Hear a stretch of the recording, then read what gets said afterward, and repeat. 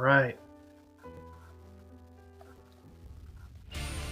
So yeah, now... Okay, boss.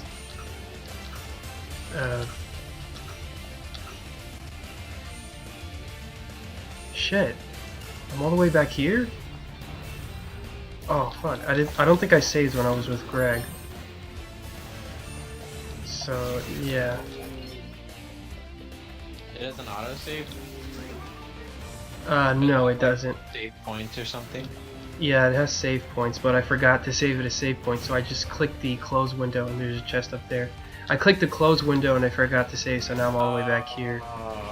That's alright though, I don't think it was that bad. I mean, I was that far back. Oh wait, hang on. Okay, good, I still have my wind magic. Oh, what the hell? Hang on, I did that wrong. There we go. Good. Oh.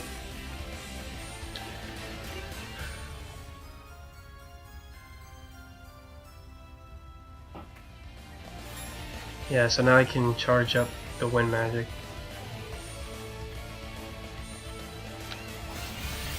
And that's what it looks like.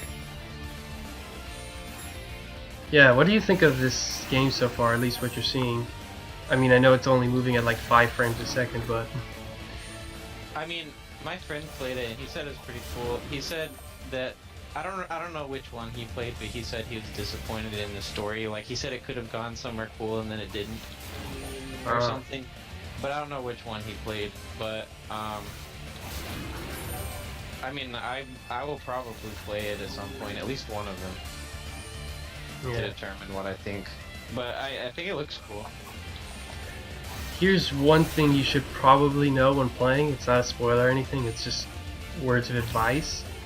And it's that make sure to get good equipment, because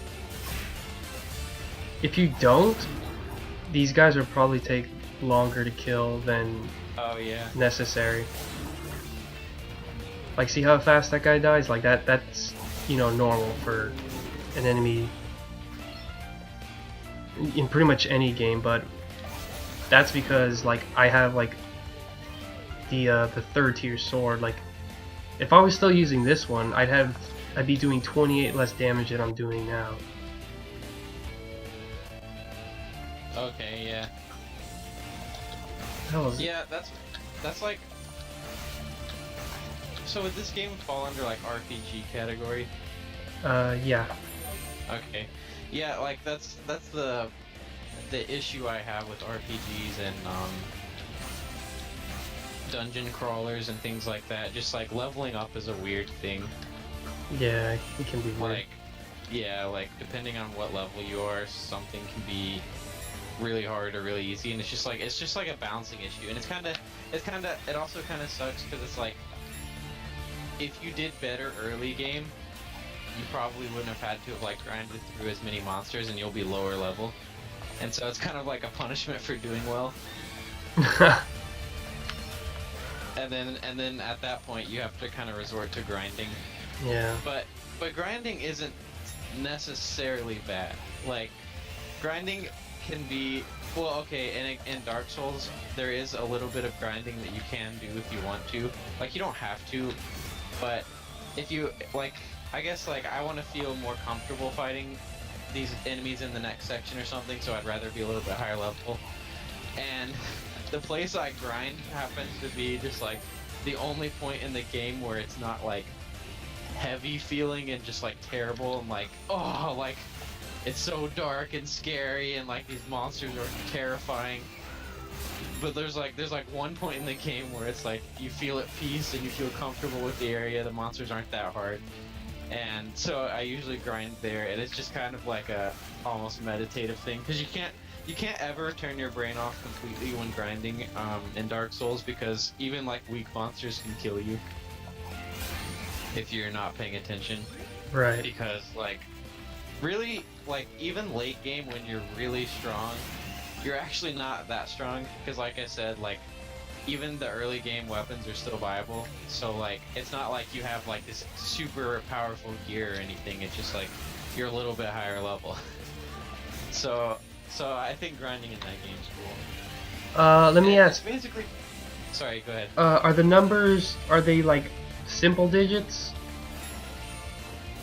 Like when you do damage to enemies, is it doing like, 53, 52 damage and weird numbers like that? Yeah, it's weird numbers. Like, it's actually usually higher. It's like you'll do like 100 and something. Jeez. Yeah, it's not super easy to keep track of or anything, but the health bars are pretty easy to see. But yeah, it's not like it could be easier. But there's never really. Well, actually, that's not true. There are a few times when it looks like I'm gonna kill the enemy and then they have one more hit to go. Wow, but it's never really been a problem. You see that shit there? The item fell off and now I can't get it. Oh, is it just floating there? Yeah, it's just floating and now it's gone. Ah, that sucks. Yeah. You know what? Funny thing about grinding is that even in games that aren't RPGs, they can still have that. Like in Metroid, the first one, there were moments where I had to keep grinding for health. And part of the reason why it's so bad is because... Wait, which game? Metroid. The first Metroid or Super Metroid? The first one. Okay, I've never played that one. Oh yeah. Yeah, because you start off like 30 health, so if you want to get your... And if you have like 6 energy tanks or something, it takes a long time to get that number up. So what you usually have to do is, this trick that Richard showed me was go to a point where enemies respawn, and then you can farm them for health. Here's where the boss is. Alright.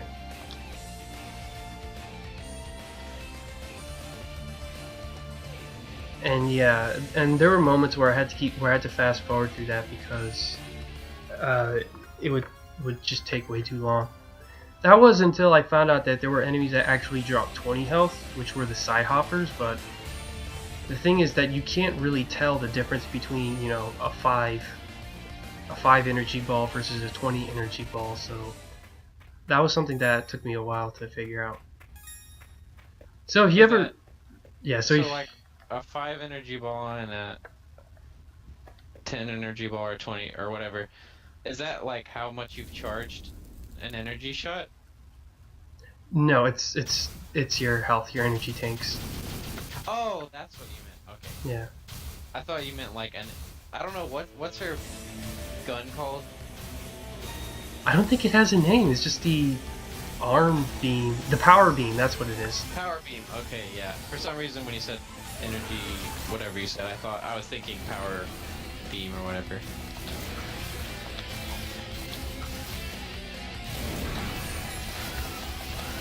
Okay, that's cool. In Dark Souls, oh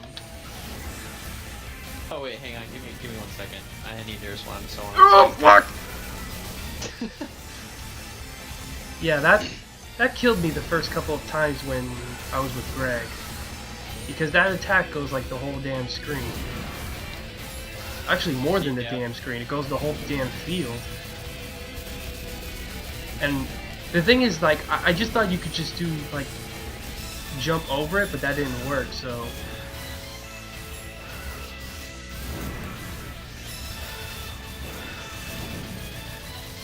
Yeah. Yeah, this boss is simple now, so you can keep talking. 1 second.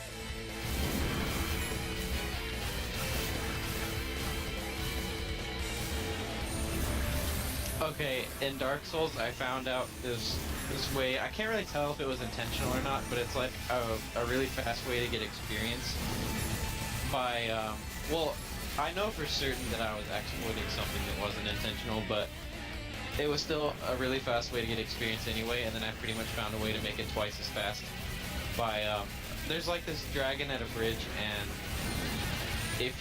anytime an enemy dies, you get experience even if you didn't kill it. Right.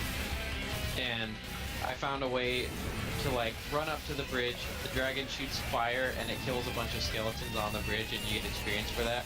Right. And basically you just run down to like this save point, and then it resets all the enemies, and you keep doing that over and over. Run back to the dragon, go back to the save point, and just keep doing that. And every time you get 555 experience, which is a pretty decent amount, at least for the time that takes. And then I found out like if you take off all your armor, you get significantly faster. So I did all that, and I was running back and forth, and it actually tricked the game into thinking for some reason like halfway between the save point and actually getting to the bridge.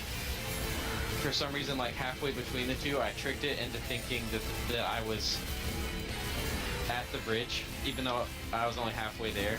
So the dragon would shoot fire even though I was only like halfway there. So I'd get 555 experience for only going half the distance. Wow. It's probably more like a third of the distance, actually. But, what was I saying? I was doing that, and I was getting experience really fast, and it was going great, and then suddenly it occurred. Fucking killed him. I thought I was gonna die because he hit me with that attack, and it like wasted more than half my health. So I clutched it out. Nice. So you found a way to trick the dragon into killing monsters without you having to risk being burned by it? Yeah, well, there's never really a risk of being burned. It was just like the time it takes, so it was just like even faster. But it was going really well, and then suddenly, just like I heard like this screech, and it sounded like the dragon was like in pain or something. And then suddenly I got 10,000 experience, and I was like, what the heck? And I ran back up, and the dragon was dead. And I looked it up, and apparently like other people knew about that exploit that I was doing, and apparently like there's a really small chance the dragon will get glitched into the bridge and just die. What the fuck? Oh my god. So the dragon's dead now, and I didn't have to kill it. But it kind of sucks because apparently there was a weapon in the game that the dragon only that dragon drops, and I don't have that weapon now. But my friend said it was like that weapon is kind of for speed runs, and it's like it doesn't scale at all, but it's really good early game. But at the point I'm at right now, it doesn't even matter, because like you can kill that dragon whenever you want to. So I missed the weapon, but it's not really a big deal. Oh, wow, that was crazy. That sounds crazy. How does that even, like, is there an explanation? Oh wow, I'm back in this area. So is there an explanation for why that happens? Like, I can't even understand how you program something for that to even occur. It was faster than I'd anticipated. Do you mean the dragon dying, or the dragon glitching through a bridge so that he dies? Yeah, there's like the dragon flies. I had every confidence you'd make and it alive. And with the statue no less. Or like I don't know exactly how it works. Like the dragon will sometimes land on the ground, and if he lands on the ground, that's when you're technically supposed to battle him, but he's really, really, really strong. And so I never messed with that. I was like, I'll do that later. Like once I get a shield that has like really strong fire resistance or something. And I was just, or I've noticed in the game, like the way they programmed flying enemies, kind of honestly, I don't really want to blame it on them as much as, or like lack of like knowledge of how a game should work or something. Okay. It's just more like they didn't really know how to program it, and I think that's just a matter of programming experience rather than design decisions. So the enemies kind of float in a weird way. Sometimes they kind of hover out of your range, and you have to like use some sort of bow or something. So certain enemies that fly are really annoying. For that reason, just because like you can't really attack them and they can attack you because you need some sort of ranged weapon. Right. So Chester, I don't mind but also flying enemies can fly through You're still my brother. I guess like certain areas, like they can fly through things you can stand on. For example. Wow. Yeah. So Why are you doing this? I think that's what happened. I think only certain enemies are supposed to be able to do that. And And I really don't think that that was really the designer's intentions. They just didn't really know how to do it or something. Yeah, Or maybe it's. I think it also might have been to prevent the enemies from just getting stuck. Because the AI for flying enemies is like exceptionally stupid, I guess, compared to most other enemies. And I really just think it was a matter of programming. Like I bet in the second game the flying enemies are a lot better because I feel like the programmers would have been a lot more experienced and they would have had a higher budget to like hire other programmers for that specific thing or something. But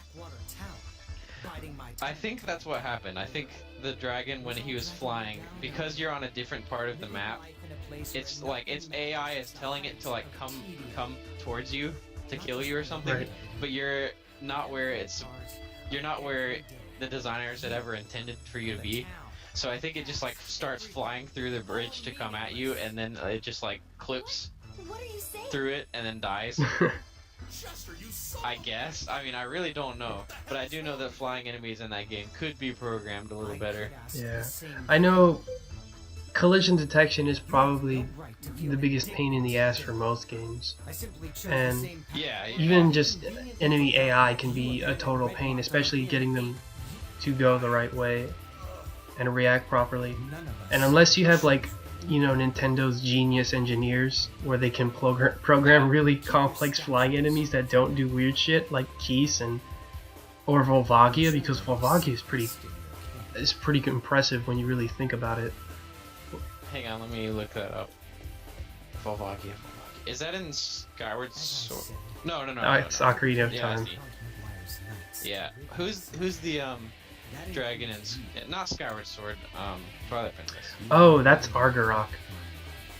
I suggest you forget about me. Argarok. But Let me look that one up. Yeah. Get in my way and you'll be very sorry. I'm not sure if he's too complex because he's... I wouldn't know, because the thing with... Argarok or... I said Volvagia, but Argarok, Okay. I don't think his flying AI would be that complex because he's sort of in a ring where he doesn't move Yeah. around that much, and the whole point of that is to hook shot up, so all he really needs to do is fly up and then breathe fire in a circle because you're trying to hook shot around him. Yeah. Honestly, with later Zelda games, the bosses I think they're pretty disappointing. Like, my battle with Argarok, I think my first battle with Argarok, he didn't even hit me once. And I don't know, that's just kind of disappointing. Like, you have this really cool boss that you're about to fight, and I guess like also in later Zelda games, it kind of becomes obvious, like, what am I going to use to defeat the boss? Well, obviously the item I just found. Yeah. I'm afraid not. And I kind of just wish, He's never been like, one to especially talk in like about his A Link to the affairs. Past or something, His Right. wife and their two you really children don't know what you're gonna have to use. It's like Yeah. you might be in like a late dungeon and have to use like one of the first items you found. claim authority Yeah. without the- And I just wish that they stuck with that. I don't know. I think they're trying to go for like, you just found this item, so let's like let you have practice for it, but it kind of doesn't matter When I return because to the castle, after that point you're not going to use that item anymore. Yeah. fear not. I think, I should be able to secure Father Peter's yeah, I had a similar gripe because I remember, like, I like Twilight Princess a lot, but to me, the enemies in that game are harder than the damn bosses, and that shouldn't be the case. Like, I remember, Yeah. even when I was a kid, there was one boss, Morpheal, I think it is. It's the Water Temple boss. That was so pathetic. Like, I don't even think that thing attacks you.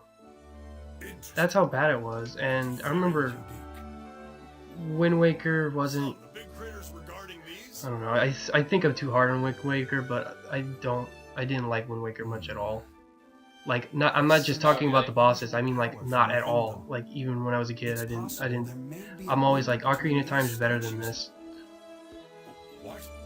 Yeah, I can understand. It's been way too long for either of the games for me to say. Like, all I know is I think Majora's Mask. Like, Majora's Mask is a game that I really like. Yeah. But it's not really for the game itself. I just think it's like, I think Majora's Mask is like the most excellent example of video game storytelling that I can come up with. Really? Yeah, Huh. just because of the way the story is presented in a way where it doesn't get in the way at all. But it's like it's all presented rather than any of the story being told by like what you're doing or what you defeat or whatever. A lot of the story is just told by like really simple text between these random characters that you see, and you see like development over time in like a cyclical fashion. Like over 3 days you see this character's habits develop, or not really habits, like this character's personality develop, but like you can also see like how the character would develop if you didn't help them, like what would happen to them if you didn't help them, what would happen if you helped them some, and what would happen if you like completely helped them. Yeah. And I think, well, and I also think that after like watching a series of videos and like looking it up, I think that there are a lot of really cool things that were intentional. Like, I do think that do you know about that Oh yeah, I remember there was one real oh shit moment after I was in the Deku Palace. I think you sound like you probably know where I'm gonna go with this, right? Yeah. Then yeah. Well, it depends, because I think there are a lot of things. Yeah, but to me one of the most oh shit moments was when you actually pay attention to the dialogue the Deku Butler says, and he's like, I think I like you so much because you really remind me of my son, and I'm like, oh yeah, like, and then you realize that you like are his yeah, son. and that creepy Deku thing you saw at the beginning of the game, Yeah, it's his dead son. Yeah, and they're like, if you pay attention, there are a ton of things like that, and it's just like I've never seen that in a game before, and like still I haven't seen that in a game.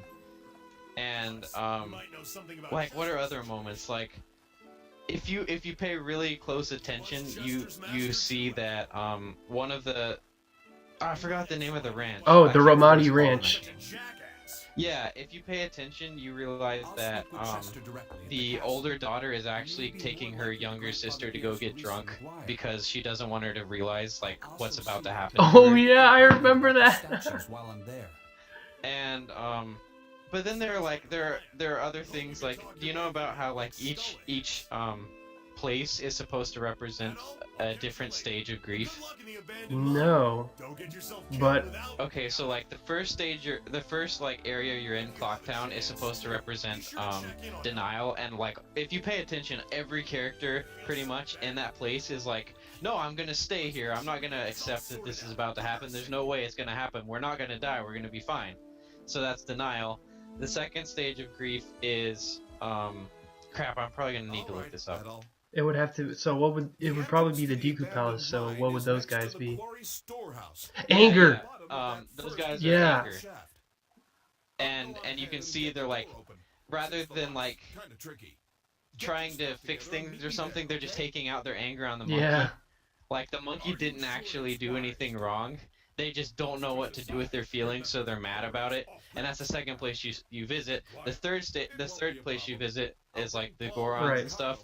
And the third stage of grief is bargaining. And if you pay attention, like none of the Gorons want to do anything. They're just asking for someone else to do it. They're like what? I don't want to do anything. If only someone else could do this for me. Like they don't actually want to take initiative. They're just like begging, like, what could I have done differently and stuff. But it's just like they actually are bargaining, and that's actually the weakest example, I think. But then the next area you visit is depression, or is the Zora Palace, and it's depression. And if you pay attention to what's her name, the Zora princess? Oh, it's not Rudo. It's like Lulu or something like that. Yeah, I think it's Lulu. Yeah, I think it's Lulu. I always forget character names for some reason, but yeah, so like if you go up and talk to her, she won't even talk. Like she just stares out into the distance and she just says like ...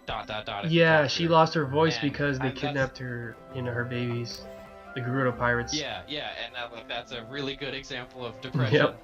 Like she won't even talk to you. And then finally it's acceptance, and that's just kind of I think acceptance is Yakana Valley.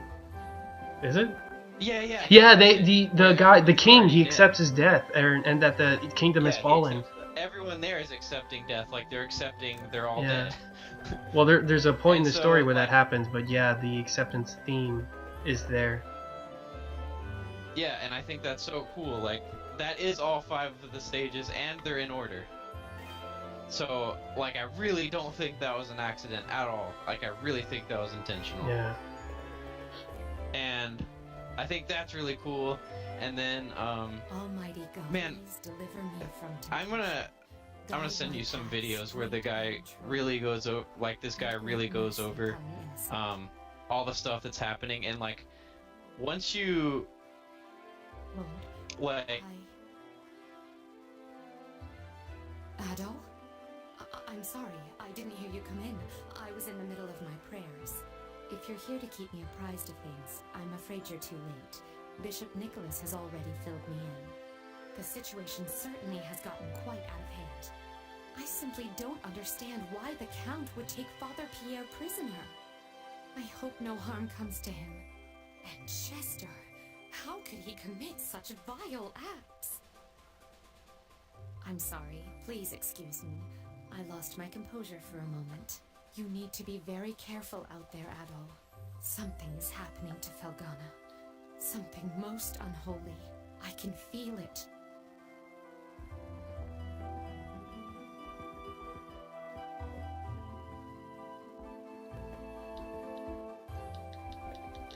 No, I can't pick that up.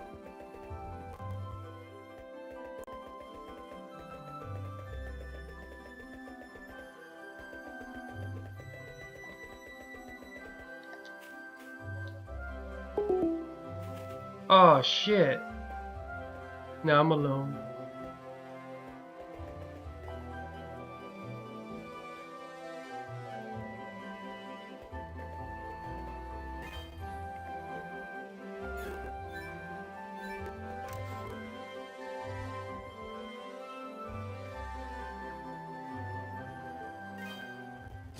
Welcome.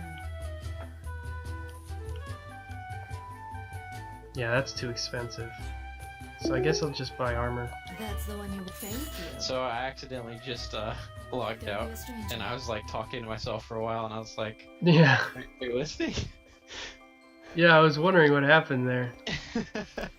I don't know when I left. I had to log into a different account on YouTube. Yeah, you said you were gonna show me a video where the guy okay, goes in that's the detail. weird. Yeah, I started talking about Ocarina of Time. And how Ocarina of Time also has like subtext and stuff. Right. And like just really cool storytelling. But Ocarina of Time is about like what it means to grow up Yep. and like accept responsibility, but it's also kind of about how both children and adults wish they were in each other's shoes. Like children just want to grow up, and adults like yearn for what life used to be like when it was simple. Right. And you know Mido? Yes. Yeah, like he's a representation of like the childish view of what it means to be an adult. Like he's like, no, you're not an adult until you have a sword. Like you're not grown up until you have this sword and this shield, which are like symbols of adulthood. But in reality, like he's totally missing the point of what it means to be an adult. Like it's not about like what things you have or anything. It's like it's about the way you think, the way you accept responsibilities, the way you accept change and things like that. And like Link leaving the village he was born in is like his first step into adulthood. Like that's him accepting that change is necessary and that you can't like truly live in like a vacuum, which is what that area is, a place where literally no one grows up. For what Chester Right. did, I mean. And Yeah. I know it's just check out this guy's videos. He did like a 5-part series on Ocarina of Time and a 3-part series on Majora's Mask. And I think you might, even though the Ocarina of Time one is like 5 videos, I actually think that the 3-video Majora's Mask, I think family heirloom anyway. I think you might see from that Spiritual energy. that Majora's Mask is deeper, and I think that's just a matter of experience on the part of the designers. Stroking its feathers. Yeah. Though I think Majora's Mask, Think of it I think as their a designers very might have useful been good luck charm. some different people. As for me, I've been I'm not contacting sure. all the I think things Majora's about Mask what I'm doing. had a smaller development team I know I should be angry with because a lot of the art assets were already done. Because Yeah. yeah, oh yeah, another theory is that No matter Majora's what, Mask he's is still my brother. actually I'll always love him just the same. about Link accepting his own fate, and that matches up with Hyrule Historia, like where Link is supposed to be dead. Yeah, in Twilight Princess, the hero's shade is supposed to be him. Yeah, and I'm pretty sure that's supposed to be Link from Majora's Mask. I think that's the Link that it is, and that's because that Link is actually dead, and all of Majora's Mask is actually purgatory, and Link has to come to acceptance with his own death. Don't go out of your way to find him, of course. Yeah. There have been theories about that, but It's anyway, creepy stuff. I just think, like, the reason I think it's such good storytelling, like, and such a good example of it is because, like, there's all of this really, really complex, deep stuff that's really, it's not that hard to figure out. It's just, like, you have to be paying attention to it. And, like, the way this guy explains it, you'll see, it's, like, it's pretty clear, like, what he's saying. You can look back on the game, and it's not like, I don't know. It's, like, every single thing he says, pretty much, it's like, wait, he's totally right. Like, that's very clearly what he's saying. Yeah. Like, it's clear that it's intentional. Yeah, I feel like I don't know when was the first Zelda game where they really started like putting in all these details with stories. This guy argues that it's Ocarina of Time was the first game that they did that, Uh, and then Majora's Mask, and I think honestly it went pretty far downhill from there. really? That, I'm pretty sure Wind Waker and Twilight Princess. Particularly Wind Waker, because I remember in Wind Waker, one thing that stood out about Ganondorf in that one was that he wasn't being evil just to be evil in that game, I remember. yeah, he says in this game, or no, this guy's videos say that by the point of Ocarina of Time, I think, which is technically later in the story, or in the, like, the timeline, or the multiverse of Zelda or whatever, like, Wind Waker is pretty early on, and then Ocarina of Time and Majora's Mask, I think, are later. Yeah. He said that, like, early on Ganondorf is evil for various reasons, but it's clear that his ultimate goal is still power, and by, like, later periods in the game, Ganondorf is, like, all he cares about is power, and, like, he's just evil for the sake of power rather than having other purposes. But yeah, it's supposed to be like, I guess in each game, timeline wise, Ganondorf is supposed to just be more and more focused on just power. But yeah, I think Wind Waker still has those elements for sure, but I do think that they're not as, I guess Pronounced. they're more childish in like a sense of just like, at my age, there are already things that I pretty clearly understand, but Majora's Mask, like, explores things that people really don't want to think about, like death and pain and suffering and like the value of life if all you're doing is being sad. Yeah. Like, that's kind of what Majora's Mask is exploring. And something huge, I think, is that if you really pay attention to Majora's Mask, like the villain, Majora's Yeah, Mask the Skull for Kid. Majora, yeah, like, Skull Kid is just like a what's the word for it? Like a puppet of sorts for Majora, and it's because the Skull Kid has, like, issues with, I guess just like, he kind of has trust issues, and he has, Mm-hmm. he doesn't know if he can trust his friends. He doesn't know who his true friends are. He feels alienated and abandoned by his friends, Yeah. and that's what Majora uses to, I guess, like, Majora takes advantage of that and allows, or because of that, Skull Kid allows Majora to take over his willpower pretty much, because he's sad, and Majora preys on, like, sadness and agony. But one thing really cool, I think, is that Majora, if you pay really close attention, Majora calls you the villain.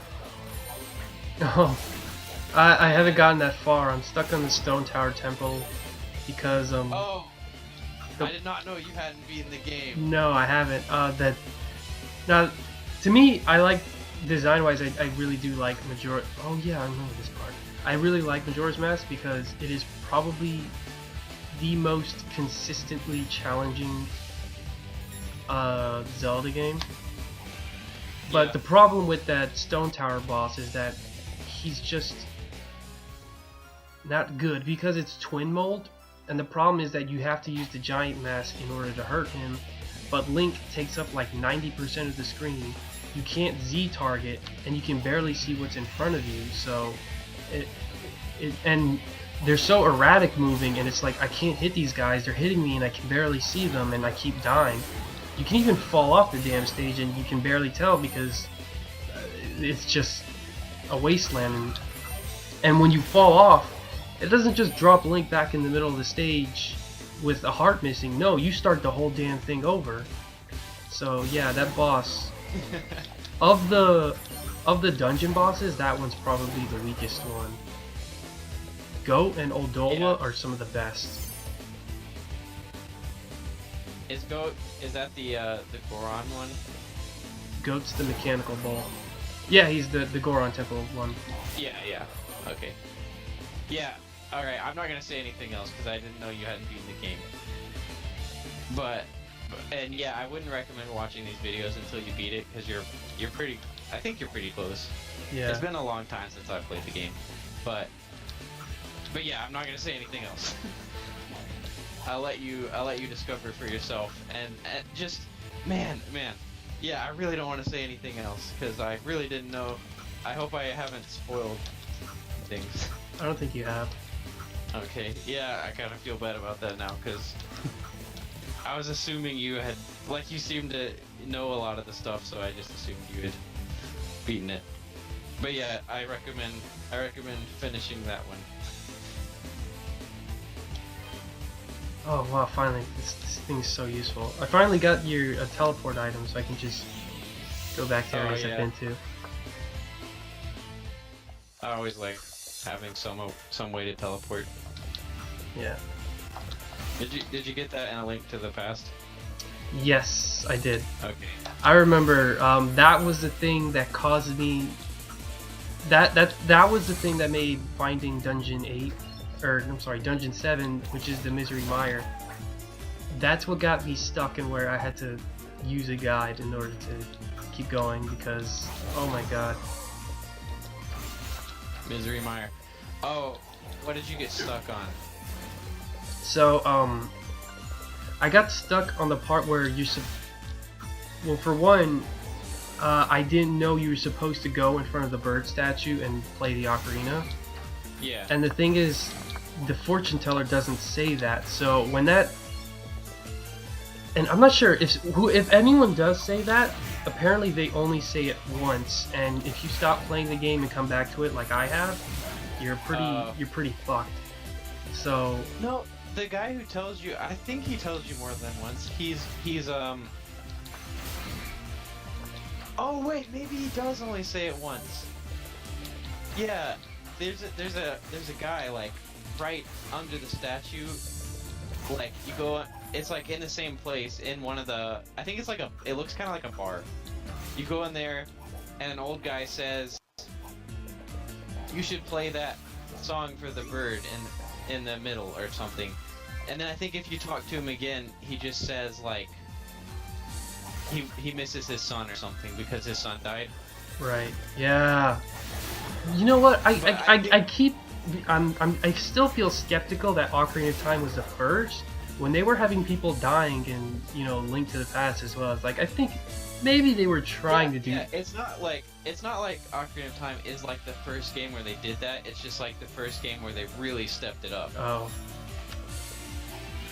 But yeah, I think that small elements are there in every single game.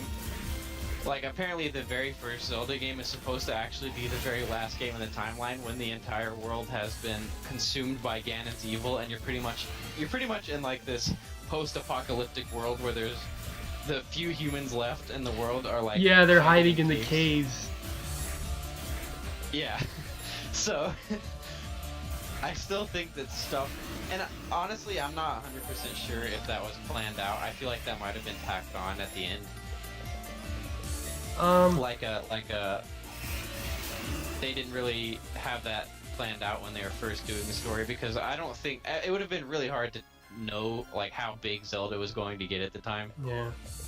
But maybe, I mean, it's hard for me to, or it's hard for me not to give them the benefit of the doubt, because Nintendo just really seems to have mastered every aspect of video games in one way or another in pretty much every game. Like Mario's really not that great for storytelling, at least not like the earlier games, but that's like a obviously Richard thinks it's like a level of mastery as far as gameplay goes. Yeah, it definitely is. Yeah, Because and I remember being amazed at how good the first Mario was when I played it. Because the only other Mario game I'd ever played was Super Mario World, and of course, you know, Super Mario 64, Sunshine, Galaxy. Yeah. So playing that game, aside from, well, one, the controls being a lot harder, Mario feels a lot more slippery in that game than in 3-Year World, but yeah, I was surprised at how good it was, even with the limitation of not being able to scroll backwards. So yeah. Here's I just linked a map to a Minecraft map of someone made a Link to the Past in Minecraft. Like the map. Why am I still here? I already got the... Yeah, I think I've gone to every place where there was an item or a location that I couldn't get to, so I'm just going back here. There's a piece of armor I want to buy, and my only way to make money is to sell it to this guy here, this one. Yes. Good, now I can buy armor. Yay. Okay. Alright. Man, something that, like, still blows my mind, or I guess it will always blow my mind, and this doesn't only happen with video games, but like, That's the one. I think it's crazy when Don't be a stranger. you see, like, at the very beginning of something, someone is like a master at it, and then like for like hundreds of years to come, people are just trying to copy that person. Like, how did they do that? How did they think about so many things and have like such complex ideas about how everything was related at such an early stage? Like, how did Mario come out and then like games today still like struggle to stand up to like the standard of Mario? Yeah. And like there are examples pretty much in everything, like in art, like Michelangelo or something, or Yeah. Picasso or something, just like some master like from so long ago that's still just like praised even today and remembered for their ridiculous abilities. And then like in music there are examples like Bach, which I actually like. I'm a music composition major, so I listen to a lot of older music, but like I don't really like Bach because just I think his like style is really dated sounding. But I do like Beethoven a lot because his music, I guess some of his lesser known music has some really intense moments, but I think like he's another example of just like this person who, I guess he pretty much started in the era which is called classical music, and it's pretty much what people just call all music that up to like the 1900s, but in reality it's divided in a lot of ways. Like classical led to romanticism, which led to modernism, but it was like before classical there was Baroque music, and typically when people think classical music, they actually are, the sound they have in their head is Baroque music, which I don't like at all. But pretty much Bach started in the classical era and then invented romanticism, which led to like the next 100 years. But after pretty much mastering romanticism, he invented something else, which I guess it's like the very first steps into modernism, but like, he died, and then romanticism pretty much started, but like, it was like, he was such a genius that he not only started romanticism, but by the end of his life, he was like, beyond it and doing something new that wouldn't even be touched for 100 years. Like, the next 100 years were devoted to like his early-ish to mid period works, and like, it was just like humans weren't even ready for what he was doing at the end of his life. Wow. For like 100 years, and I think that's just madness. And I think that Nintendo is pretty much the video game equivalent of that. It's just like, they had like these really crappy systems that couldn't even play 3 tones at the same time, and like could only handle like, I don't know, however many colors at once on the screen.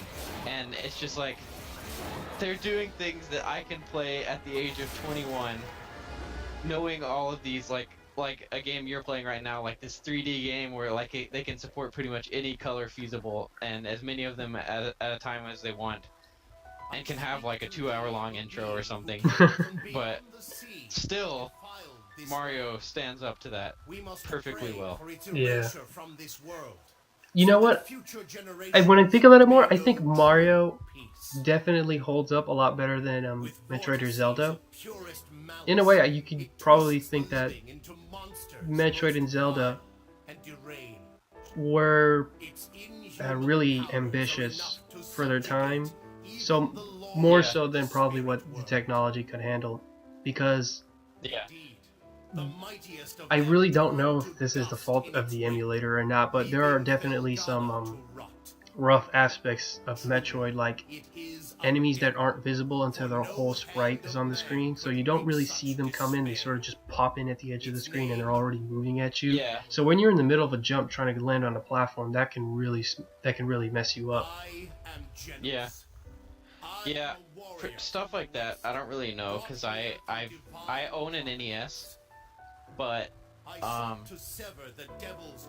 don't play it that often just because emulators exist. And, well, I guess as far as piracy and stuff, I kind of take the opposite stance of Richard.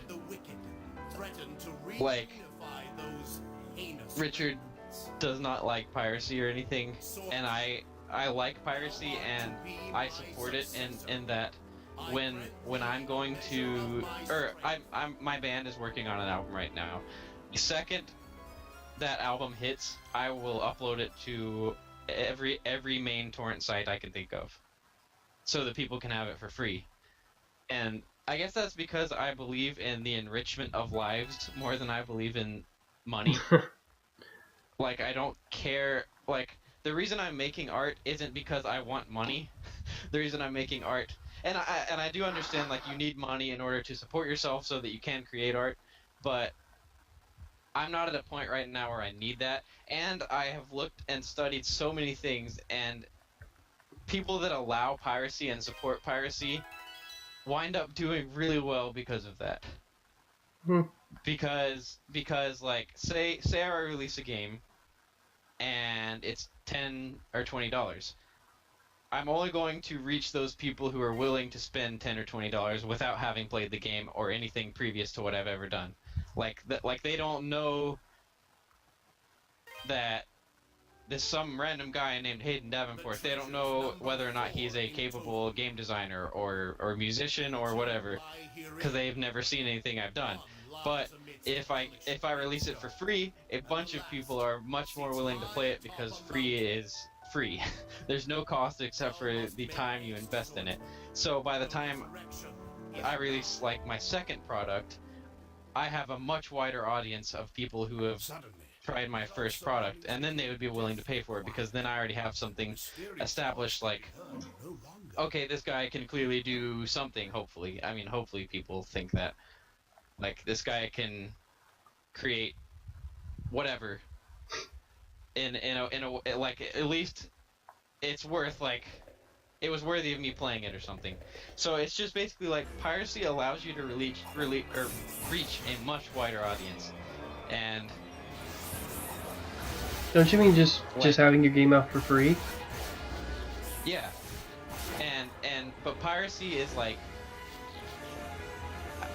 I guess the difference between having your game out for free and having your game be piratable is like, I guess I'm saying the word piracy doesn't really mean that much to me, I guess, but like, what I'm saying is, I don't think you should eliminate the option for people to pay for your game.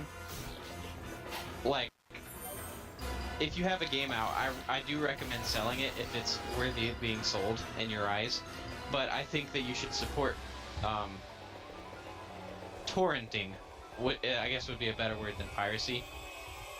You should support torrenting because it's a specific way of downloading certain things that it's actually a really easy method of downloading things. Probably like the easiest method. It's really fast. You get files very quickly, and it's like at the click of a button you have it, and it's all like in this like program where you can see everything you've downloaded. But that's kind of my stance on it. Just like, selling your game is fine, and I also really support paying for things that you have pirated if they're enjoyable. Oh, okay. Yeah, I don't think that you should just always just steal stuff all the time. Right. I think that if basically, I don't like the way that advertising or commercials work. I think that the product should stand on its own, and at that point the user should decide whether or not it was worth money. And like, I watch anime. Fuck. Right? You just Yeah, I watch? just fell a bunch and now I don't know where I am. Well, I watch anime, so it's kind of a newer thing for me. But I really like the show Naruto. I don't read the manga. I just watch the show. But I really like the show. And right now, all of the English dubs aren't out yet, and that means that the English version of like well, I guess this holds true for certain seasons, but once all of the show is out and they release like this Season giant- complete thing or whatever. yeah, like all seasons or whatever, I will be certain to purchase that because of the impact the show has had on me, the lack of any plot holes, the extremely surprising but logical character twists, and the high amount of character development, the high amount of character development, and the high amount of characters that are being developed at any given time. Like, all of those things really impress me, and like, I will buy the season, like, I will buy every episode once the option becomes available to me. And that's partially because, not really, I mean, it is because I just want to own it, but I want to support something that enriched my life, pretty much. Right. I guess So a that's good kinda way my to think stance of on it is that piracy gives you a zero risk method of finding out what you like and then being able to support it if you can. Yeah. Like this game, And I don't technically I pirated this game, but in actuality I had it on GameFly. The only problem was that I didn't have a PSP to play it, so I basically just wasted money for the 4 days it took for this thing to get here, and then the 4 days to send it back, then the 4 days, or the 4 days to wait for the next game to come out.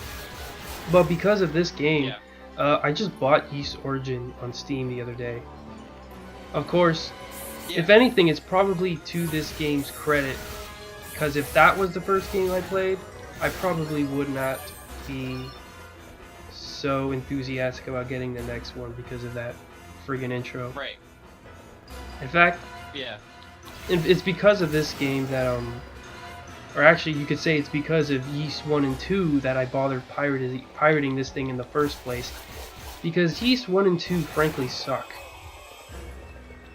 I don't recommend playing those games. Play this one. It's Which one is that one? yeah, The Oath Oath, and Felghana? yeah, Oath and Felghana. Okay. Yeah, I mean that's another really good example, and like I'll give you another one that's pretty much it's really similar. Oh, what the I fuck? I listen to a really specific vein of music. It's like it's indie rock, but it's like it's not like I really hate to use that classification because indie rock has like specific connotations that I think that this music has no relationship with at all. But it's independent music makers who pretty much they studied music, and you can tell. Like that's pretty much what sets them apart, rather than just like listening to music and being like, oh yeah, I have a guitar, I'm gonna sing and play guitar. It's like I listen to people who have spent years studying masters, Right.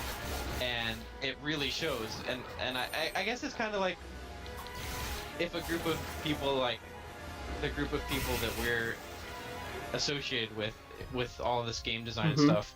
It's like if we created a game or something after thinking about all of this, which that would be really cool, I think, in the future if all of us collaborated. I don't know if it'll happen, but I really would like to see I that am happen. actually thinking about that right now because I'm taking advanced Java programming, so and I need a way to make money, so I don't know. Someone I really do because I've gone too long without a job ever since my contract ended at Randstad, so I need money, but also just experience programming a game because the only experience I ever got was in high school, and yeah, I'd like to make a game now that I know a lot more now than I did back then. Yeah, and I think we have a lot of both really smart people and people who have just studied it a lot. Yeah. And people with good taste. Like, I think probably taste is more important than knowledge. Just because I think you can acquire knowledge through having taste. But I don't know. Yeah, I think that this group of people could make a great game. But I guess that but anyways, like I basically listen to music that comes off as having like it's serious. It's like the people who wrote this music are really serious about it, and you can tell. And like I found these specific artists through like listening to their music for free on like probably Last.fm or Spotify, or I don't use Spotify, but GrooveShark.com is the one I recommend. But what's the other? Pandora. I think I found them on Last.fm. But anyway, I found a song or two I liked by these specific people. I was like, wow, these are extremely well written. These melodies like are highly developed, and the structures of the songs are impressive. And so I listened to a few songs, and then I was like, I'm just gonna pirate an album, see what I think.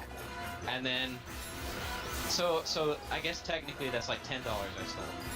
Like I didn't pay the $10 for the album. But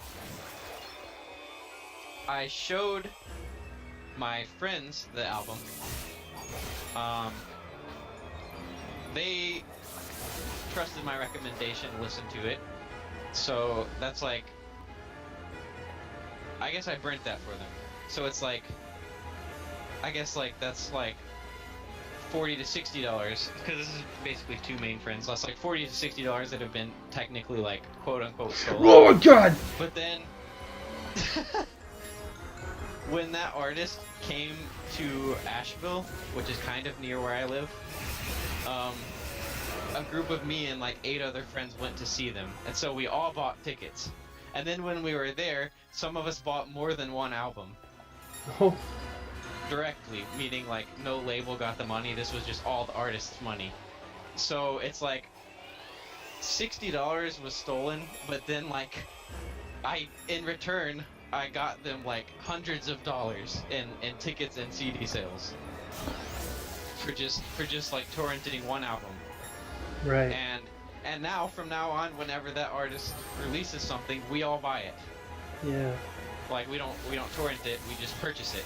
Yeah. And like right now I have like one of these artists who I particularly like, I own like every album they have, or I'm working on that at least, including like promotional discs and stuff. So it's like, I don't know, I kind of like collecting stuff, but the point is, like, when I really like someone, I give them a bunch of money if I can, because I want to support them. And so yeah, like, I really don't have any problems with piracy because of that, just because, like, if something's good, it's gonna get money, and like, I'm going to give, like, if I perceive something as good, I'm going to spread the word about it, and that means more money for the artist in the end. And I just kind of believe in enriching people's lives over money anyway, but that's just kind of like a personal view for my own stuff that I'm gonna release. Right. Like, there's probably never going to be anything in the future that I make like some like the quote unquote music industry is trying really hard to get rid of any sort of piracy. Like, if any upload exists, they like pay people to go out and look for it and get rid of it on the internet, and file like complaints to remove it from Google search whatever, so you can't even search for it on Google. Oh, wow. Basically, they're trying to censor where it exists, and like, no matter what in the future, I will never do anything like that. Like, I will probably make sure that anything I release will be available for free somewhere. It's just like, it'll be probably a little bit harder to get, but still totally feasible to get. And there will always be the option to pay for it. And from all of the testimonies I'm hearing from specific bands who have tried this method, it really works. And I read somewhere that, like, or no, I was watching this video of this band called I Fight Dragons, which I don't like the band at all, but he was saying that they had an album that was $5, and they sold, let's say they sold 100 copies at $5 a piece. He said that one day he started trying to just say to the people, like, after each concert, he was like, I don't want anyone to leave here without the album. So, pay what you want for it. Like, if you look in your pocket and you have a $1 bill, give that to us. Jesus. If you want the album. If you have nothing at all, just please take it. And if you reach in your pocket and all you have is a $100 bill, we'll take that too. He said that once he started doing that, he sold twice as many copies at an average price of $4.98, so it was like 2 cents cheaper, but he sold twice as many copies for it. And it's just like, when you're willing to show your audience that you care more about what you're doing than money, that's when you start getting money. Yeah, that definitely goes a long way. Yeah, and it's just like when you see these companies like going out of their way, like, to put this extra like piracy stuff, like, there are some games it's easier to torrent them and just like illegally download them than it is to purchase them, because like they spend all of this money and effort on like these like codes that you have to enter, like, enter this code if you want to play the game, enter this extra code if you want to play online, and enter this extra code if you want to play online with like certain features or something. And then it's like, it takes like Dark Souls, for example, uses Windows Live, which I really hate Microsoft in some ways for stuff like this. Like, it took me over an hour to play Grand Theft Auto 4, and it took me over an hour to play Dark Souls because of this stupid Windows Live crap, where it's like they want you to enter this code, and you have to enter the second code if you want to play online, and you have to create this account, but this account has to be linked up to like Xbox Live or something, I don't remember. But like, if I had just decided, like, I don't want to pay for this and I just want to download it on the internet illegally, I would have been playing within like 20 minutes at the most. And that's after download, or including download time. Yeah. I mean, that probably explains why there's so much piracy of PC games in the first place, because I remember I used to play games on PC, and the whole installation process, yeah, it wasn't great. Back when they actually had PC games in, you know, retail. They don't anymore. Like, now it seems to all just be on Steam, which actually makes it buying stuff really easy, I find. Yeah, Steam is, or I think that Valve/Steam is like pretty much the best company, the best big company I know of.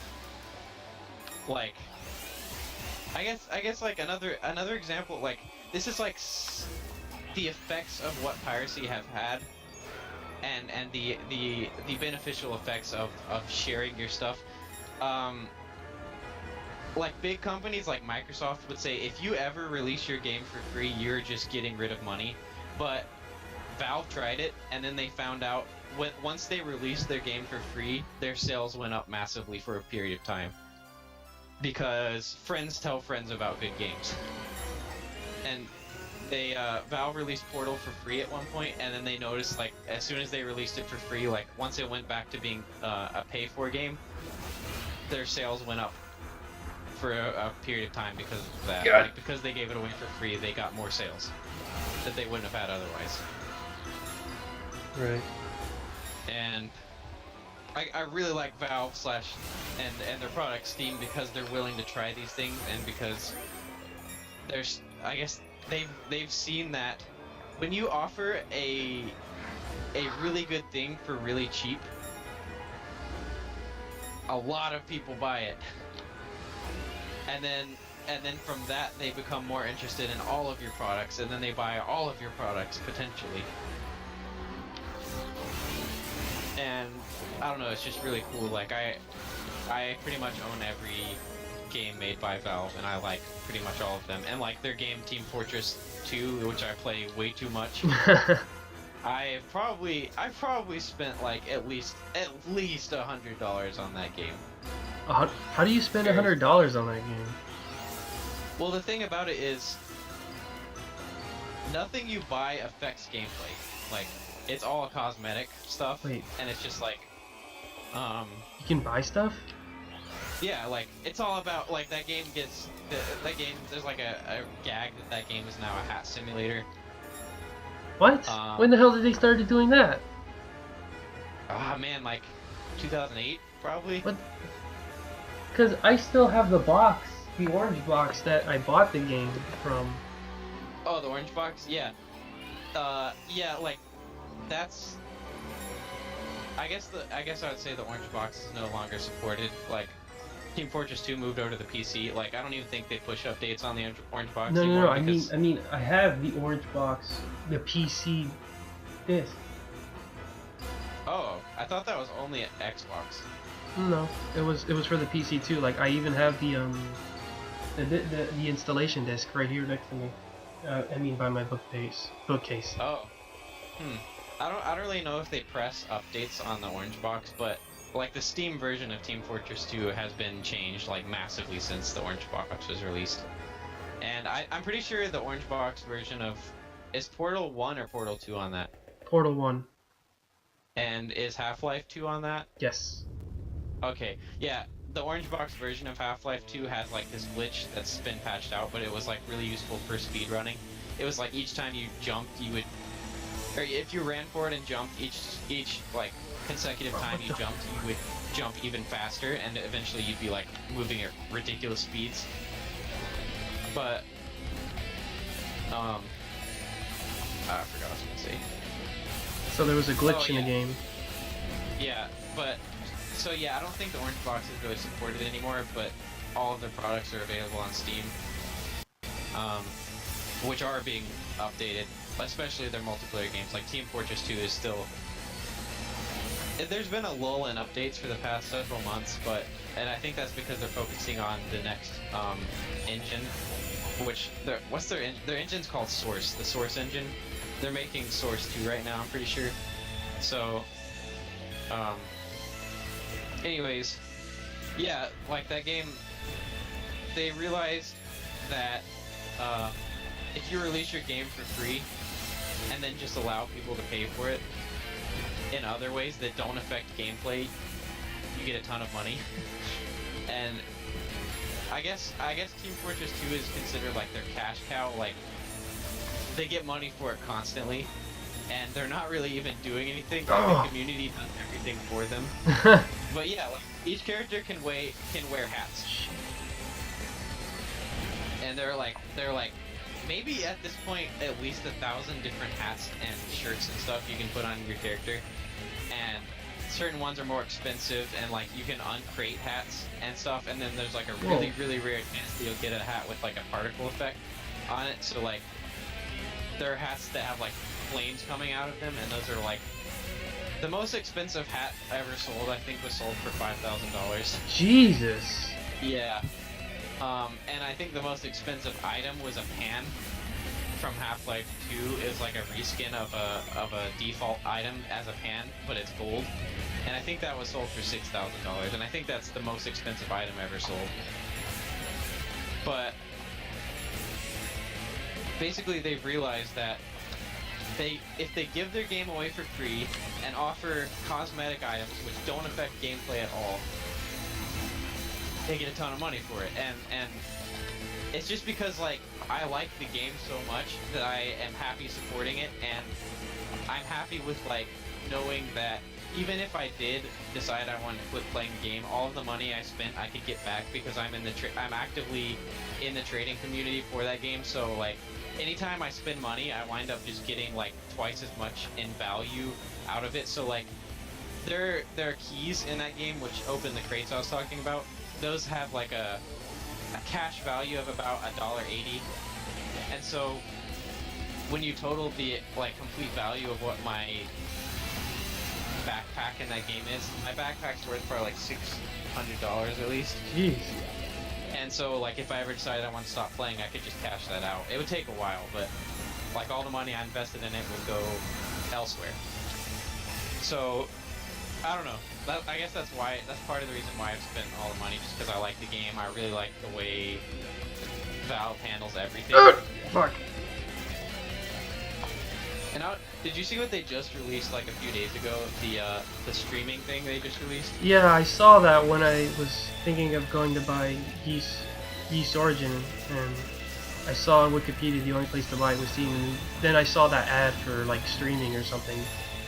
Yeah, that's something that's just really exciting for me because I want to be able to play games downstairs on my really big TV that my family has. Because I still live in my... I don't know how old you are. I'm 21. Same here. I still live in my house. What? Same here. I'm 21. I still live with my parents. Okay, yeah. I have no shame in living with my parents still. Me either. It's great because I get free food. Well, don't let them hear you say that. Well, I guess they know. Oh, holy fuck. It's great. I killed my... I mean, I like my family. Damn, I killed this guy in my first try. Nice. Yeah. He was freaking insane, too. Did you see all those lasers he was shooting? Yeah, that was like a... almost like a bullet hell game. For a second. Like, of course, bullet hell games are more ridiculous. So the streaming. But yeah, the streaming thing, it's just really cool to me because I want to play games on my downstairs computer, but my laptop can't handle high-end graphics. So, but like the computer I'm on right now, which doesn't have a webcam, I custom built it, and so it can run like anything I want to on the highest detail setting.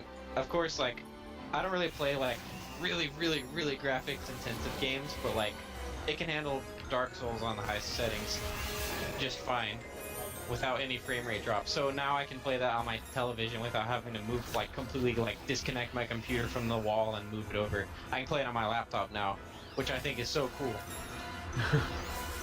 And that's the reason I like them so much. Like they're just constantly adding like these innovative things that no one's even really thought about and no one even really thought they needed, and now I feel like now I need that. Dang. Like I think that's just a really cool feature to have on something.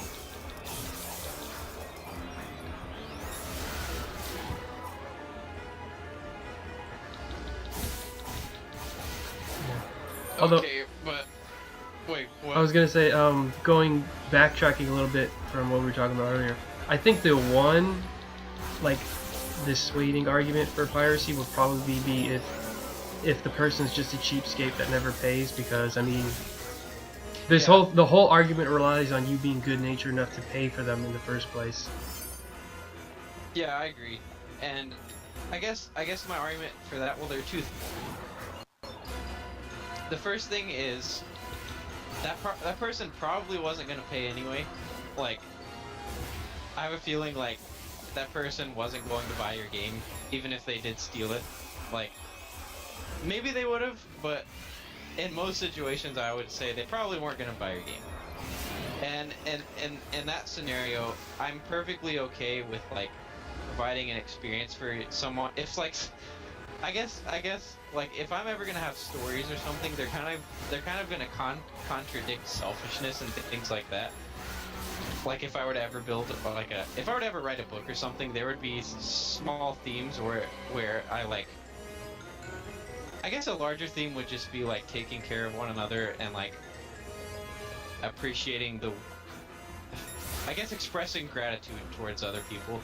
And so like if someone is like that and they experience my story, at the very least it's kind of giving them a lesson on that.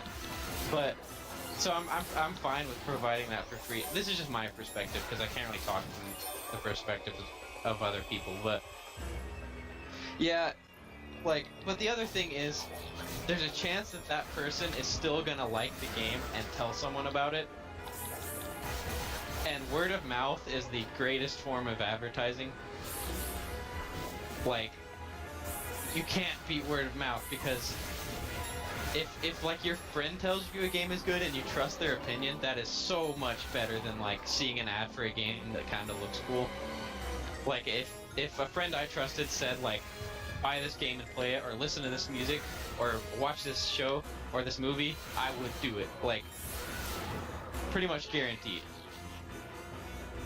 So, yeah, like, maybe, like, they are taking an experience and they're not paying for it, but you're not losing anything. Like, if it's a game or a CD or something, you're not losing anything. All you're losing is a potential customer, but like I said, they probably weren't going to pay for it anyway. I can't prove that, but there have been studies that have tried to show that you lose money when things are being pirated, but nothing has, like, no one's been able to prove that.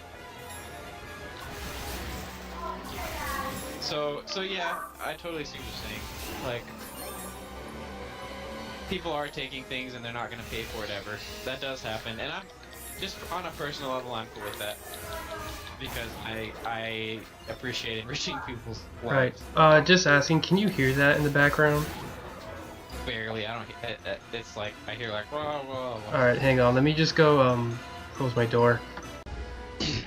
But yeah, I guess I take a fairly unpopular stance on Piracy. Yeah. And I totally understand why people are against it. And I mean, I guess I wouldn't blame people if they like thought less of me for it or something. Right. But I think what is it? Is Nintendo the one that says that when people pirate their games, they just need to make better games? Yeah. Oh, they are? Oh, figures. Yeah. I'm pretty sure that was Nintendo, and I totally agree with that too, because like that means that people are saying this experience is not worth that amount of money to me. Right. And I really think that most people think that, like, as someone who downloads stuff a lot, like, seriously, a lot of the time when you download something, there will be a text file that says, if you like it, please buy it. Like, that is like a really common thing to see in these websites. Like, it's such a community thing, just like, if you like it, pay for it. Like, it's almost universally accepted that, like, that's what you should do, and a lot of times you just don't have the money for it. And like, if someone doesn't have the money to pay for like an album that I made or something, I want them to have it so badly. Like, if they want it and they can't pay for it, I would totally let them have it. Right. But you know, technically emulators aren't actually, or I know we're not actually talking about emulators, we're talking about piracy, but yeah, I think emulators themselves, they're not actually illegal. It's only ROMs that are illegal. Yeah, emulators aren't illegal. Modifying any game or deconstructing anything that exists technologically is not illegal in any way. Or reproducing, I don't even think is illegal, but yeah, distributing is illegal. Right. Yeah, and there's always like the question of like, if you own the game, is it illegal to download the ROM for it? And I think the answer is technically yes, it is illegal. But is it immorally wrong? And I think heck no, it's not. Yeah, same here. But Like, that's why I don't feel bad that I have the ROM of Zelda, because it's on my virtual console right now. yeah, like I paid for that game. I don't You need to paid pay for for it it. twice. you own it. Yeah, and yeah, I agree with you. And I don't know. I think that, or from everything I've seen, supporting giving away your stuff for free is financially better in the future. And like just yesterday I was watching this video of this woman who was in a band, and she decided early on that she was just going to give everything away for free, or at least have the option, and then like she was going to always connect with her fans and let her fans know what she was thinking. And she would even like go as far as to like, if she was touring somewhere, she would just send out a tweet like, hey, would anyone be willing to like offer me their couch for the night so I can just chill there? Hang on a And minute. She would make connections that way and stuff. Hang on, I gotta pause for a minute. Okay.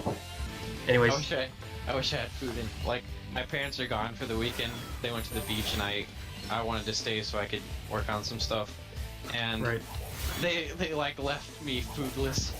I have no idea. My dad gave me some food to go buy, or money to go buy food, but I'm lazy. So I'm probably Just order gonna be pizza off every for the day. next few days. Well, I think they'll be back Monday. Anyway, so that woman I was talking about, like after giving away her music and like making connections with fans, and she said like after each show she would always talk to people.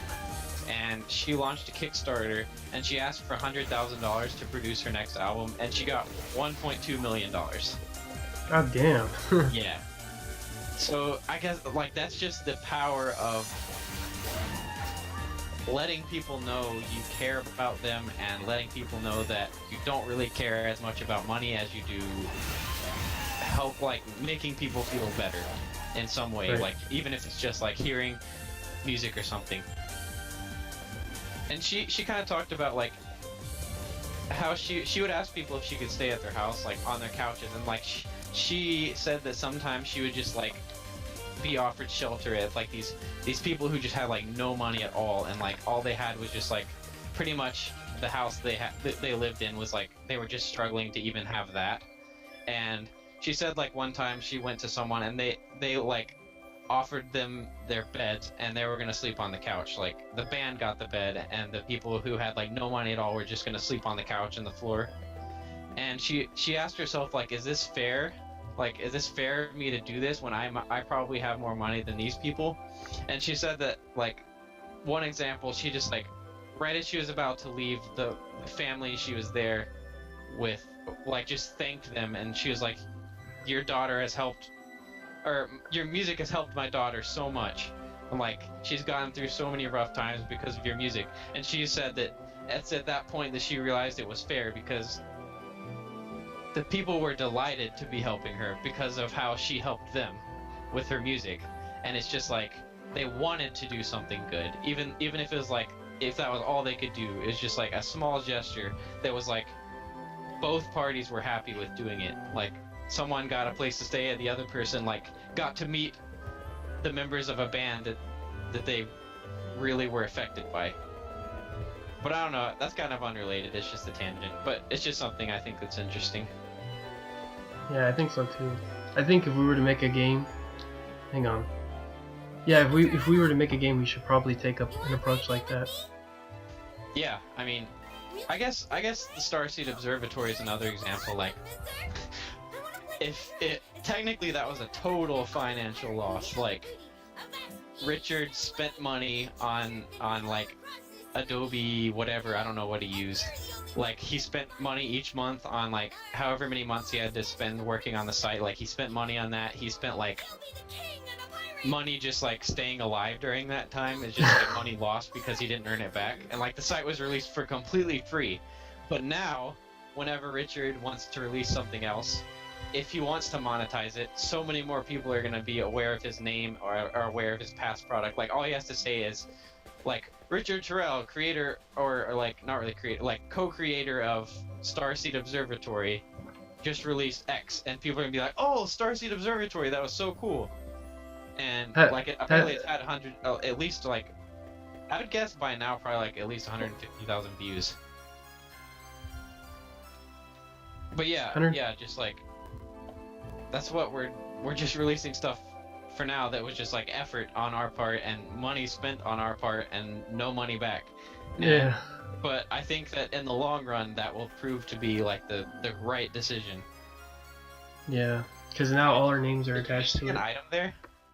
Yeah. How did She you see said. that? She said. Oh, I pushed square. She said she hid 4 stashes of Okay. stuff in the area, and I'm like, okay, well, where are the obvious places they could hide them? And the church was one because I remember being able to jump up here Oh, because okay. I was looking for Jesus.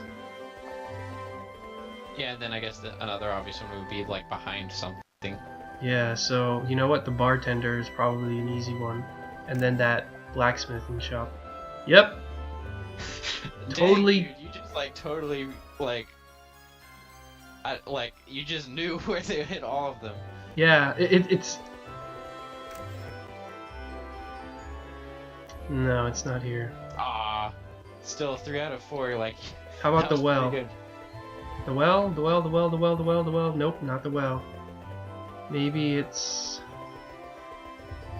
somewhere around here. Oh, there it is. Yep. Yeah, you were like totally in the designer's heads there. Yeah. So I think I found all of them. Oh, you know what's really cool? This is kind of this only happens this has only happened to me a few times, but like there are some times when I feel like I can trust the designers so well that I like I feel like I don't even need to use guides and stuff, cause like everything I need to know is somewhere in the game. Like I felt that way with A Link to the Past. I did use a guide for one thing. You know the book? Oh yeah, you had to Paragon rush into the wall to knock the Yeah. book off, but not to the side. You had to hit it like in the front of it, otherwise it wouldn't come off. Yeah. I had to look that up, and once I figured out, and like the reason I had to look, or the reason I wanted to look it up is because I really felt like I missed something, or like I don't know, I just felt like it was gonna be something super obvious, like you just have to, like something as stupid as all you have to do is just press A at a certain spot or something. Yeah. But it was something that I should have figured out, because right before you go there you learn that move. Mm-hmm. And so I guess that's a good enough hint. But after that I realized that they had already told me about that. Like they already said, like, or right before I was there, they taught me that move, and it was at that point that I realized I should trust these designers. Like, they're giving me all the hints I need.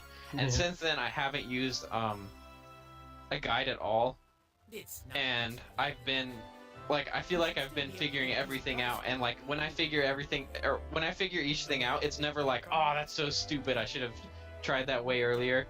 Like, you know when that happens sometimes in a game where it's like, you can't figure something out, and then you finally do, and you're disappointed in how stupid it was.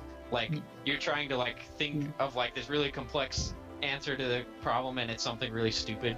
Yeah, I definitely had that feeling. Yeah, like I don't know, like it has happened in Zelda games before, where like I can't figure out how to get past the room, and then it's something really dumb. Yeah, like I remember in which one was it? Well, in a way, it's kind of the first Zelda, where basically the only hang on, I'm trying to remember what it was. It was, well, pretty much all the secrets in that game are just like burning random rocks and bushes, or not burning. Yeah, secrets in that game are random, I think. Yeah, the only one that wasn't is the passage to level 8, where there's this one really out of place bush. But the hint they kind of gave for it, I think, was a little stupid, because I thought it was something else entirely. Because I actually found level 8 on accident, so when I found the hint, I thought it was telling me the hint to go to level 9. What it turns out, because it's the tree at the dead end. That's what it says, but it's not a fucking dead end. That's the problem. So that was a really badly told hint. Oh yeah, and you can totally miss Ganon. The silver hours for Ganon. So that's one area where the designers messed up. So you can get locked in that room, and that boss is just impossible. Wow. Yeah, that's just an oversight. Yeah. But yeah, I think that first game really it shows that they needed to figure some things out. But I think A Link to the Past is just like they take that old formula and then they bumped it up like so many levels. Like there's so many, like everything in that game that I couldn't figure out, if I thought about it enough, I figured it out eventually. Like, and it was never something stupid. It was just like, oh, like I just hadn't thought about that yet. Instead of something I thought about a million times but like didn't try it because it didn't seem like it would work or something stupid like that. Right. But yeah, like sometimes it takes me a while to figure something out, but I always like after that point I figured everything out. And part of the reason is because like I haven't had like a long pause. Well, actually now I kind of have had like a month-long pause in playing the game, but yeah, it's just like everything you need to figure out, the designers have given you like some way to figure it out. It's not like it's never anything random or anything that they didn't allude to in some way. Yeah. And I don't know, I really like being able to have that faith in the designers, because there's so many games where it just like it doesn't feel that way. Yeah, like something just totally inconsistent will happen. Like I don't know, just like maybe there's like a certain thing in a wall that you can walk through, like an illusory wall, however you say that, like a wall that's not actually there or something that you could walk through. Right. But like it would be like totally random in a lot of games, and it's just like, how the heck was I even supposed to know that? That's so inconsistent, like with how the rest of the game has been. Oh then, god, yeah. Because I was talking about this game the other day. I still, like, oh man, I don't remember the game this well, but I do remember this one specific section in Braid that when I was told the answer, I'm like, that is stupid. And it's the one where you use like jigsaw pieces to form. Oh, to create a bridge. Yeah, and I'm like, yeah, that one's pretty weird. It's like, that's so fucking stupid. It's like, and even when you actually know when you're actually doing it too, it's just weird to look at and think about. It's like, this is a game about bending time, but even then, it's like that's completely that puzzle's not related to time at all, and it's like it's using a mechanic that you don't use in that way even once ever again. I know. And the thing is, like, even if they use it again, it's just the idea of shifting the puzzle off the canvas. So like, some of it's not even on the canvas anymore. It's just so the little bridge can be on the top of it at the highest point, so the thing can fall. And it's just, it feels like weird and like, what is this glitch shit? Yeah, that's a pretty good example. My friend had a similar issue, or another, like in that game he had a problem. He didn't know you could Goomba jump, or he didn't know you could do like a jump off of the Goomba-like guys. Oh, really? Like there's a puzzle you have to solve by jumping off of them, which makes your jump higher. He didn't know that, but it was because he had beaten every puzzle in the game except for that one for some reason, and that's the only puzzle where you need to do that. There's another one where you can do it to solve the puzzle, but you don't have to. So he hadn't played the game in a long time, and he just like couldn't like get himself back into that mindset for some reason. And I think it's partially because their heads look somewhat spiky, like they have spike, but it's kind of like their hair's slicked back. Right. I guess they look kind of like hedgehogs or something. Like really weird hedgehogs with faces. Yeah. Mixed with Goombas. I don't know. So something about it, like he could not figure that one out. Once he figured it out, he was like, "Oh my gosh!" Because it seemed like it should have been so obvious that it shouldn't have even been a puzzle, and it was just all about like whether or not you realized that you could jump off of them. Yeah. Like he would have figured the puzzle out if he knew that was an option, but he didn't. And I guess like that's not a great example of like bad design, because like coming from, obviously those are influenced by Mario, and it's pretty obvious that you can jump on them in Mario. Yeah. Like, it's actually extremely obvious, but for some reason that didn't transfer over to him, and which is kind of weird because that guy's actually, I mean, I've known him for a long time. He's really intelligent and good at solving puzzles, so it's kind of weird that he didn't figure that out sooner. But yeah, it's just like sometimes puzzles do that, and it's just like, I guess like the short sight there with that one is that's also a puzzle that's nothing about time at all. It's only just like a platforming element. Right. And so is the bridge one, but most of the puzzles in the game are totally timing based. But yeah, it's just really cool when you can have faith in the designers to have given you all the information you needed to solve it. And like A Link to the Past even goes a step further by giving you those the fortune teller. those yeah. I think there was. In case you do get lost. Yeah, there was one other area with that. I think.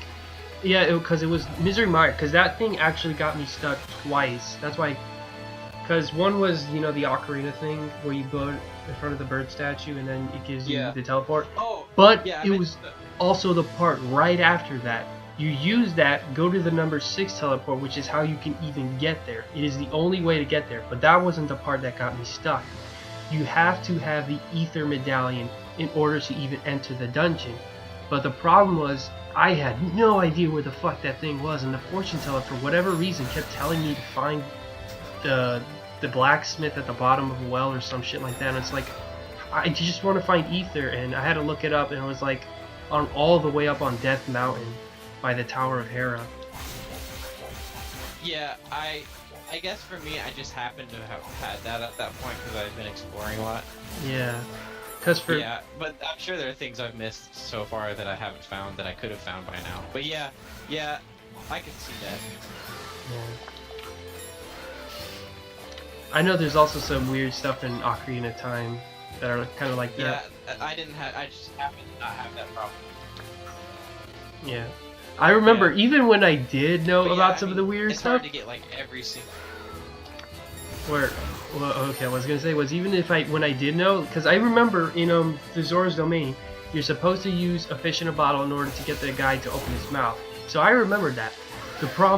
But the thing is, I went and got a bottle and I got the fish, but then I forgot. Oh wait, you're supposed to get the king to move his fat ass out of the way. So So what you were supposed to do is actually get Riru's bottle, but it's too deep. So I'm like, oh yeah, I remember you're supposed to get the scale thing, but then it's like, wait a minute, where do you get it again? Doesn't the king give it to you so you can go and pick it up?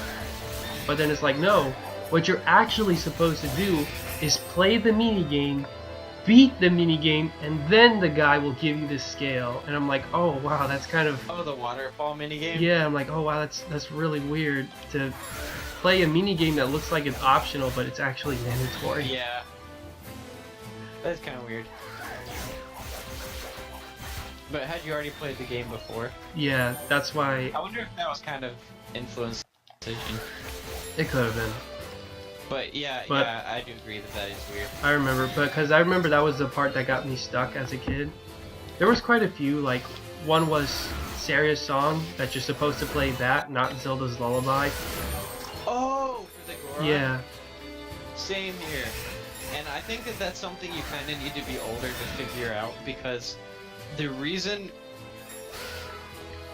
Or just like, you kind of need to think about the meaning of the songs. Yeah. Because the Goron isn't really interested in knowing that you're a Hylian associated with the princess, because the reason he's upset is that they sent a child. Yeah. And so like the reason you need to play the other song is because the other song is like represents kind of like companionship and friendship, like, and how music. Well, those videos I linked to you will explain it better, but that song is used frequently in that game as like a way to bring cultures together. But yeah, it's kind of it. I remember getting stuck on that too.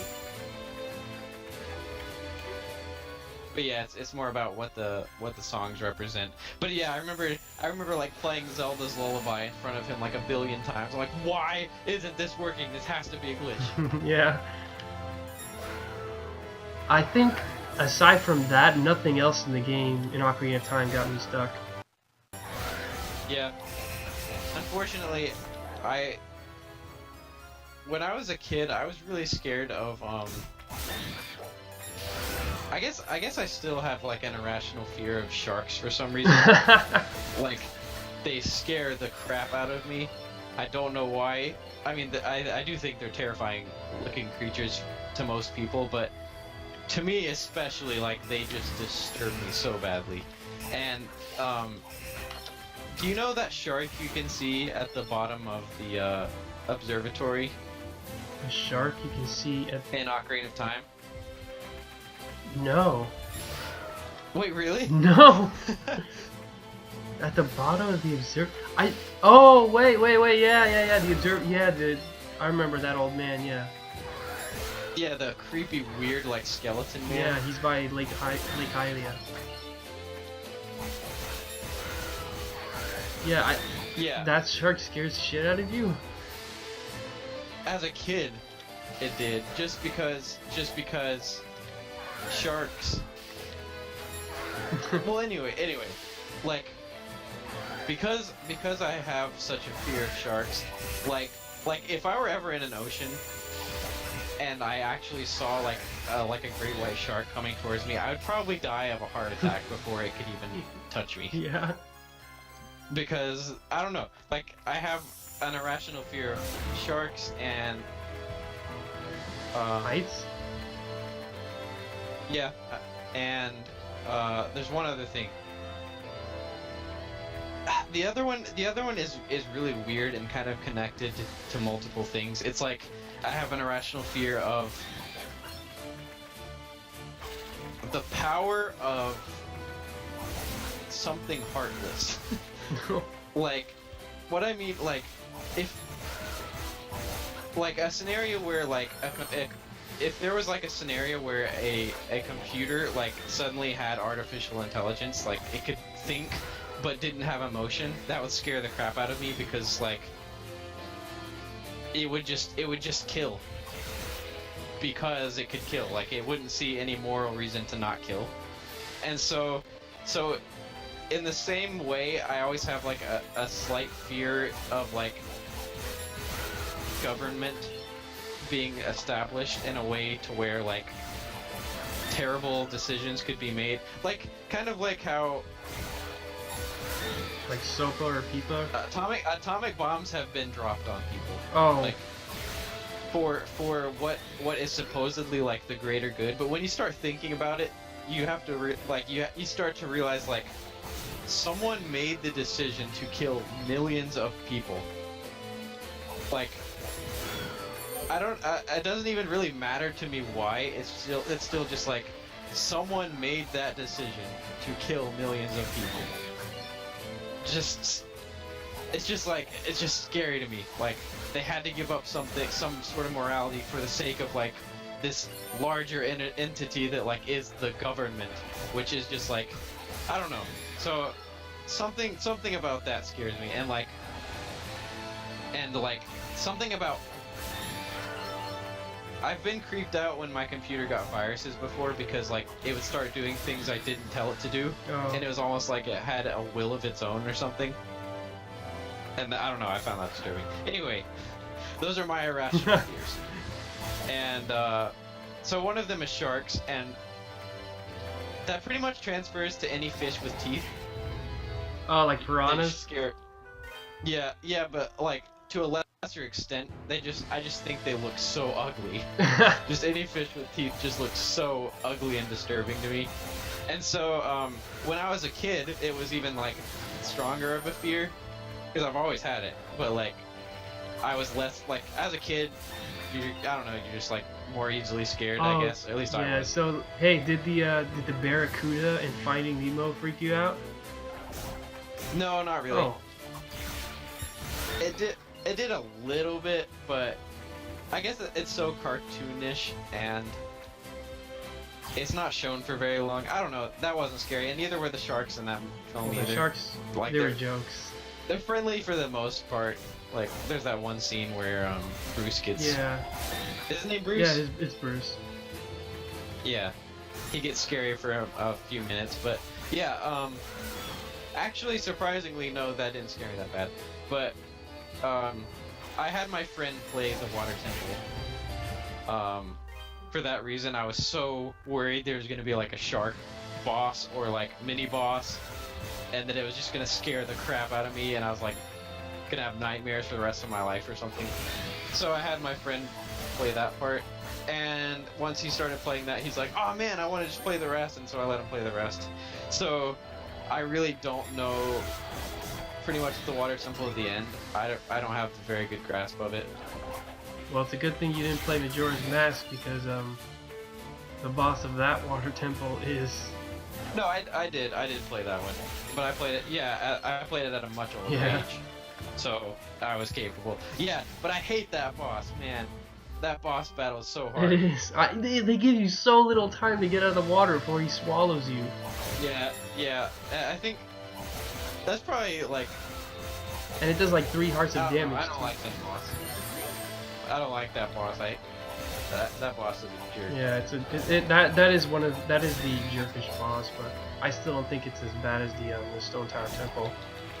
And I'm playing like trash right now, so I have to. It's better just kill myself. Recharge from Zelda. Yeah, I kind of hate when that happens in a game where like, you know, like in a game when you have lives. Yeah. This is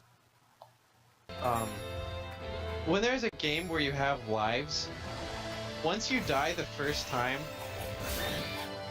it's like the rest of the lives are only practice, and they're like, I don't even want to try to get to the end because it's like, I'm never gonna make it to the boss without like 3 lives, for example.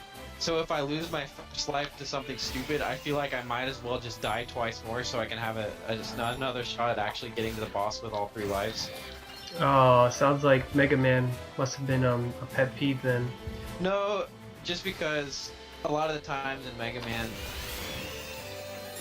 I don't know. Like a lot of the times, I was able to get to the end with just a couple lives. One thing though, I think it was in Mega Man, after you turn on the game or something, what was it? It was something weird like, when you turn on the game, you start with 1 life, but as soon as you die, you have 3 lives again or something. I don't Maybe know it about wasn't Mega that. Man. Maybe it's some other game, but I thought that was so stupid. It was like, whenever you start the game up, you start with 1 life, and you pretty much have to die, and then you start with all of your lives. So it's like if you got to a checkpoint with your first life, it was pretty much a waste because you have to start from the very beginning anyway. Yeah, that sounds weird. But I don't remember any Mega Man game doing that. Yeah, I don't either. I feel like it was something else. But I mainly had this problem in Castlevania where it was just like so brutal. Like that game is really brutal. Like if you mess up a little bit, like if you let an enemy hit you, there's a huge chance you're gonna fall into a pit and die. Yeah. I And don't even know. in the later levels if you're in an area without a pit, the enemies are gonna just start doing like 4 damage, which is so pretty much a much. quarter of your health. Yeah, it is. Yeah. Yeah, so I don't know. I thought that game was too brutal to be honest. Like I Too brutal, prefer- not enough health pickups. Yeah, the health pickups were so rare and you had to find them all. And I'm okay with like the idea of like rewarding exploration. I actually really like that idea. But Same here. But yeah, there's pretty much no health pickup. I don't think there is any health pickups besides the chicken that you find in the wall. Oh, and Yeah. your boss. And that's why Mega Man feels a lot more forgiving, and that's because enemies will have random health drops. Yeah, and you can keep fighting the same enemies if you really feel like you need to get health. Even Metroid. Well, actually, I remember there being a certain part where you could harvest enemies. Yeah, in Super Metroid, have you played that one? No, but I have played the first Metroid. The- I've also played Metroid Fusion, but I didn't get very far in that Okay. game because I was a dumb kid. in I don't know if this happens in Metroid, but in Super Metroid there are these enemies that come out of pipes and they come out infinitely. And you can tell that the reason they're there is so you can keep killing them to get health. And I Oh, like yeah. that a lot. 'Cause- Yeah, they're Zebs. That's what they're called. Oh, really? I Yeah. thought that was the name of a planet. No, that's Zebes. Zebes, or whatever, however you pronounce it. But just Zeb, Z-E-B, that's the name of an enemy that comes out of the pipes. Oh, that's weird. I never knew. Oh, fuck those enemies.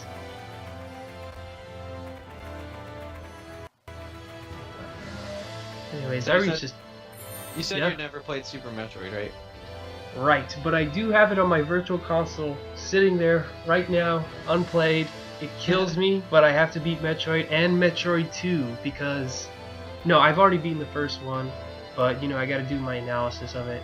But right now I'm in the middle of Metroid 2, and I have to beat that game because the thing with a Metroid game is once you start, Yeah. it's a really bad idea to leave it hanging for a Yeah. while. I gotcha.